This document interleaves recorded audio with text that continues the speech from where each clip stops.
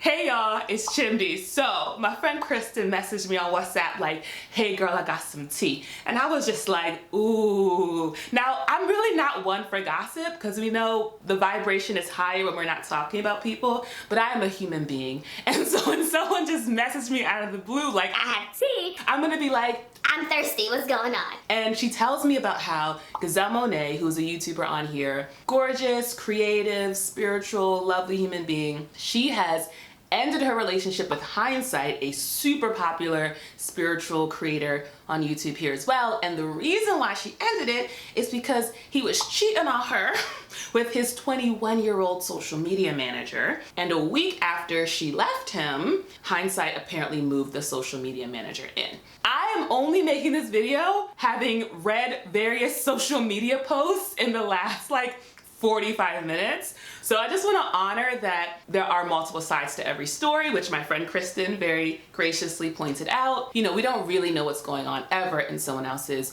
relationship. But what I thought was so interesting was my own reaction to this news and the different ways it's showing and mirroring things within me. And so I want to just unpack that with y'all, and y'all can see where there's a correlation in your own experience. So the first thing I noticed, of course, was the interest in the gossip. I'm not an active follower of either of these people. I obviously knew who Hindz was. I don't really actively watch his videos. I'm not subscribed to him, so it's not my business at all. But what I realized was that because he's a spiritual YouTuber, and I also talk about spirituality on my channel and healing and all these things and my faith, the fact that this person who is sort of representing themselves to be very spiritual is maybe behind the scenes engaging in some behavior that is super questionable and maybe actually in direct opposition to what he's telling his followers and subscribers about. It felt like any one person on YouTube who's spiritual, if they mess up, it reflects on the rest of us. And it really made me wonder, like, oh, am I full of ish? You know, I'm not cursing now that I care.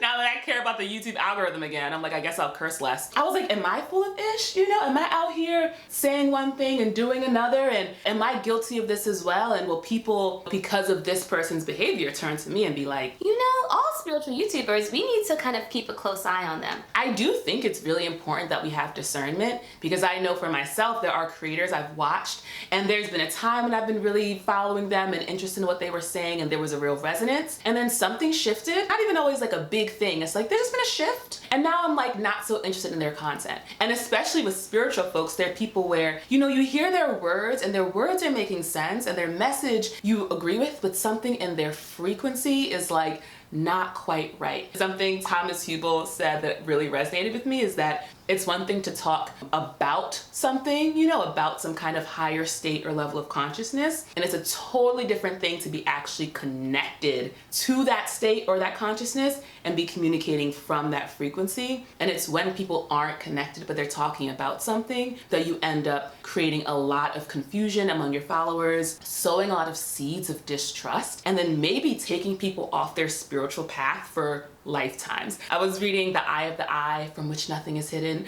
by David Hawkins, and his whole thing is power versus force, and also about how you can use muscle testing to know if something is true or false. And he says using this technique, you can discern the truth and the falsity of anything, any statement, any person. And he did it for spiritual teachers, and he was like, basically half of them are full of ish. So it really is a flip of the coin when you are engaging with a spiritual person. And so it's so important to have the tools to actually discern, because you can end up in this situation where not only are you following someone, but maybe you're falling in love with someone who's actually really disconnected from the light of their soul. The other thing I noticed was that, you know, I feel so grateful that she was so honest and open. And one thing she shared, Gazelle, was that she had spent years both being celibate and doing her inner work. And as someone who has also spent a long time being celibate and doing her inner work, I'm like, wait, so I can do all of this work And still be out here attracting these kinds of dudes? It was really interesting the way I thought,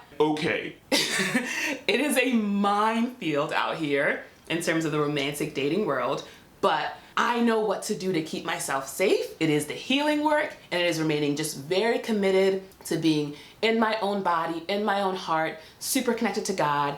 And I had this idea that if I do my part, I won't even be a vibrational match for the kind of men who would come into my life and take advantage of me and, you know, ruin my life, you know, just lot of harm, right? And so to hear from this person of like, no girl, me too. you know, like I also thought that I was doing my thing, and then here I am. To have this experience happen in such a public way. I just watched the Sabrina Carpenter music video, Please, Please, Please, where she's in the song and also in the video, she's talking to her actual man saying like, do not embarrass me. Heartbreak is one thing, my ego is another. Do not embarrass me. Part of why I'm so committed to doing my spiritual work is because I think that we get these lessons in our life to help us grow and heal. And as we, you know, grow as a person, the types of lessons that we're learning and the intensity of the lessons that we're learning will match our frequency. And so as someone who's on YouTube in a semi-public, I say semi because I feel like 23,000 subscribers is not that many subscribers. So I'm like, I'm still private. But I feel like to be semi-public and to know that you could end up in a relationship with someone, and instead of just being something that you and your friend group, maybe your neighborhood knows about if something goes wrong, instead it could be the entire internet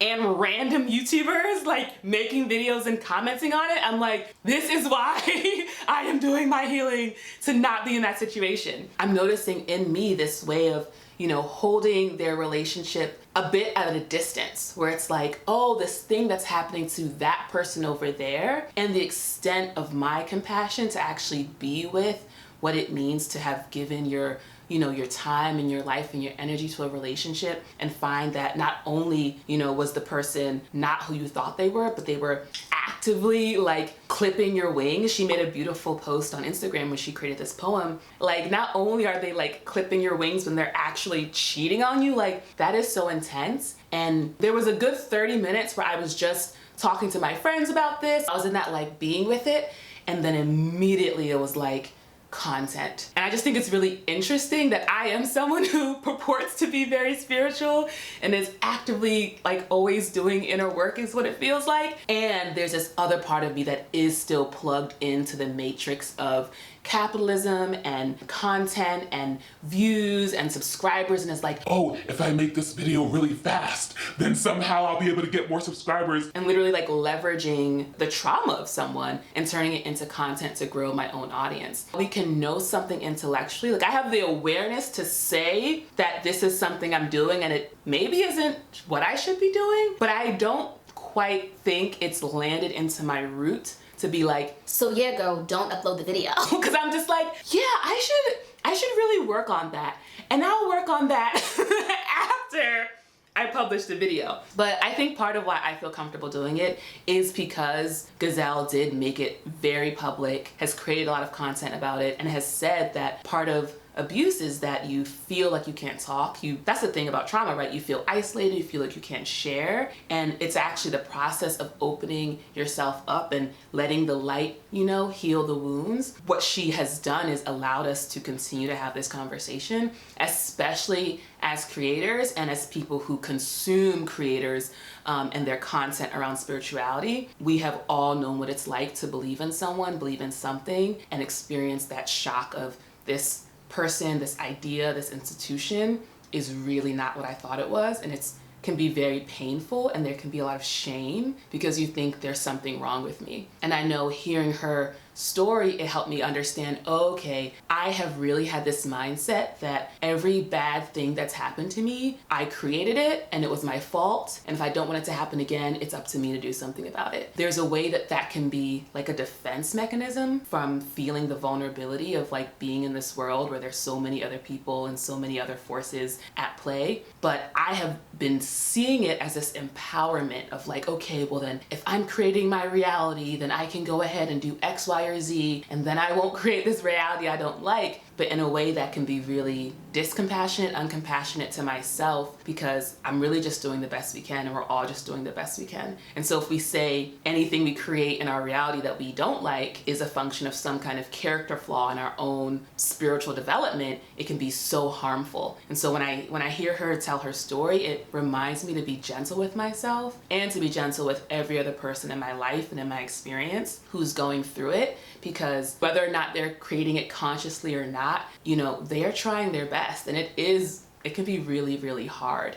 And it takes a lot of vulnerability and a lot of courage to go through it in the first place, but then actually to share about it. And so I just want to say that I really appreciate Gazelle Monet for opening up about what happened to her. You know, it's really upsetting to realize that someone who you respect or you admire because of their success or their embodiment is actually not who you thought. And I know for me, the tendency is to kind of want to close my heart and kind of more protection mechanisms, more walls. And I was talking to someone and she said that instead of this making her more closed off, it makes her want to actually date more because that will strengthen her capacity to discern who actually is like really connected and really a good fit for her versus who isn't. And I really appreciated that because I know for me, I want to be like, I already was not on the apps and I'm not going to download a single one and I'm never giving my number out again. And it'll just be me and Jesus till the day I die.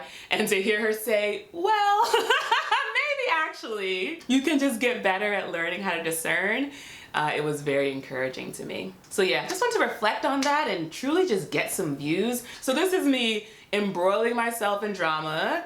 Will it be worth it? We're gonna find out together. But my hope is that because my frequency, and hopefully you feel it, is one of appreciation, gratitude, compassion, that'll be what is transmitted with this video and not any kind of like, you know, negative, dense, blamey, you know, any of that stuff. Y'all will let me know if I'm right. So let me know in the comment section how you're reacting to this, if this is even something that you can resonate with, if you've had experiences maybe in something similar. Final things, I'm a creative coach, so if you want some one-on-one creative coaching, you can get a free session for 30 minutes just using the link in my bio. I'm also doing daily accountability calls for my folks who are on Patreon, and the Patreon is currently only $3 a month, so feel free to join and let me know if you want to be on those calls. And finally, I host weekly creative roundtables with Hello Creator, and you can sign up in the link below as well. All right, bye.